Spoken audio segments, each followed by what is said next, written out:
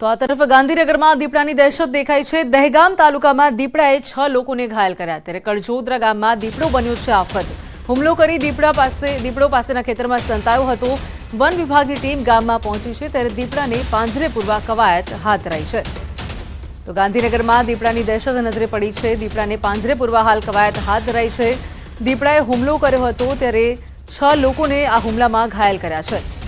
દીપડો હુમલો કરીને પાસેના ખેતરમાં સંતાયો છે, ત્યારે ગાંધીનગરના અધિકારીઓ હાલ દોડતા થયા છે અને દીપડાને પાંજરે પૂરવા માટે વન વિભાગે કાર્યવાહી હાથ ધરી છે। કડજોદરા ગામમાં દીપડો આફત બન્યો છે, ત્યારે દીપડાની દહેશતમાં 6 લોકો ઘાયલ થયા છે। વન વિભાગની ટીમ ગામમાં પહોંચી ગઈ છે, ત્યારે તપાસ ચાલી રહી છે। દીપડો ક્યાં છે તેને પાંજરે પૂરવા માટે કવાયત હાથ ધરાઈ છે। ઘટનાની જાણ થતાં તાત્કાલિક વન વિભાગ જે છે ઘટના સ્થળે પહોંચી ગયેલ છે। દીપડો હુમલો કરીને પાસેના ખેતરમાં સંતાયો છે, ત્યારે હાલ દીપડાને પકડવા માટે તજવીજ હાથ ધરાઈ છે। પાંજરે પૂરવા માટેની તજવીજ હાથ ધરાઈ છે।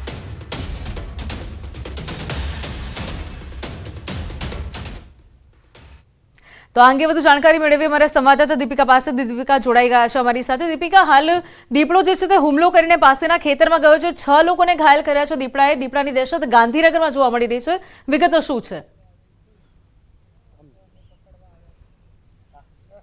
બિલકુલ, દહેગામ તાલુકાનું એક ગામ છે કડજોદરા। ગામના 6 લોકો છે, તેમને ઈજાગ્રસ્ત તેઓ થયા છે। દીપડાના કારણે તેઓ ઈજાગ્રસ્ત થયા છે। દીપડો છે કડજોદરા ગામની સીમ વટાવીને હવે બીજું જે ગામ શરૂ થાય છે થાંભલિયા ગામ, ત્યાં ગયો છે અને તેને કારણે ખાસ કરીને ફોરેસ્ટ વિભાગની જે ટીમ છે તે ટીમ આગળ પહોંચી છે। અલગ અલગ જગ્યા પર પાંજરા ગોઠવી દેવામાં આવ્યા છે।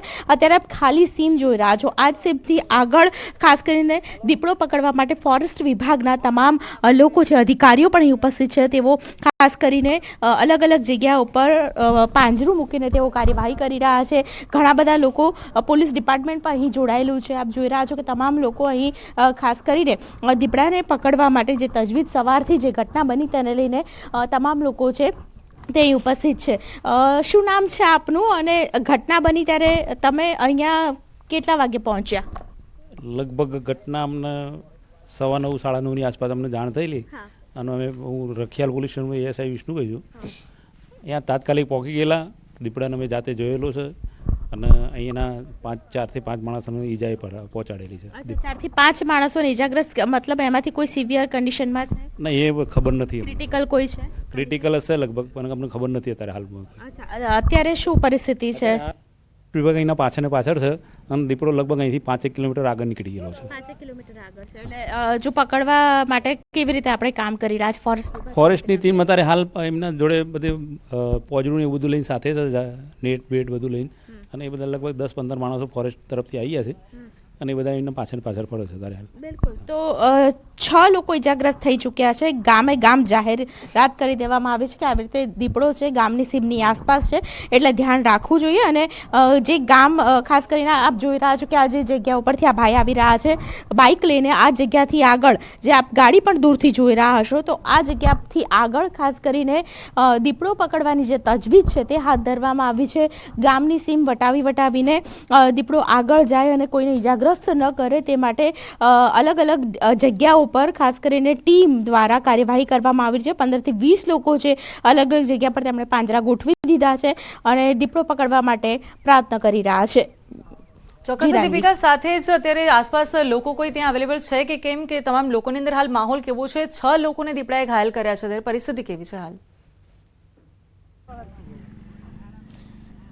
બિલકુલ, ગામના જે લોકો છે એમાંથી 6 લોકો હતા, કડજોદરા ગામના હતા, અને તેઓ એક વ્યક્તિએ તેમણે દીપડાને જોયો અને પછી અન્ય લોકોને તે બોલાવીને લાવ્યો અને આ પ્રકારની ઘટના બની।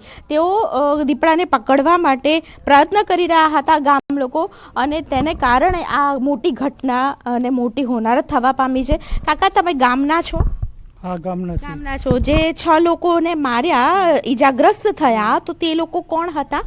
એ અહીંયા ગામના જ હતા, રહીશું। યુવાનો છે? યુવાનો છે। અચ્છા, તો એ લોકો શું કરવા અહીંયા એમ જ આવ્યા હતા? એ વાત મળી છે કે ભાઈ આજે દીપડો આવ્યો છે, એટલે મેં જોવા માટે આવ્યા છે। અચ્છા, જોવા માટે આવ્યા ને અચાનક જ આવું? એ જોવા ગયા બરોબર, અંદર ખેતરમાં, તો દીપડાએ શું સામનો કર્યો એમના ઉપર, હુમલો કર્યો।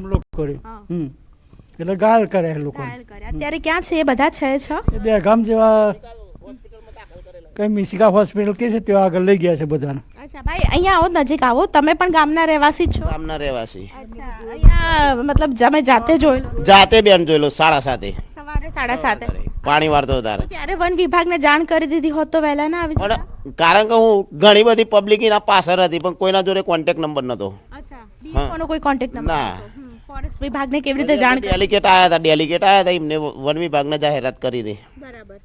અચ્છા, અને અત્યારે શું પરિસ્થિતિ છે? આગળ જવાય એવું છે ખરી? આમાં પણ જઈ શકીએ? અત્યારે તો એ બાજુ ના જઈ શકાય કારણ કે હુમલા કરે છે. હા. 7 જણાને તો ઘાયલ કરેલા છે. બિલકુલ. તો દહેગામમાં દહેશત ફેલાઈ ગઈ છે અને 7 જણાને 6 જણાને ઘાયલ કર્યા છે. તમામ અત્યારે હોસ્પિટલાઇઝ છે કે ઘરે લાવી દીધા? મિશિકામાં જ છીએ અત્યારે.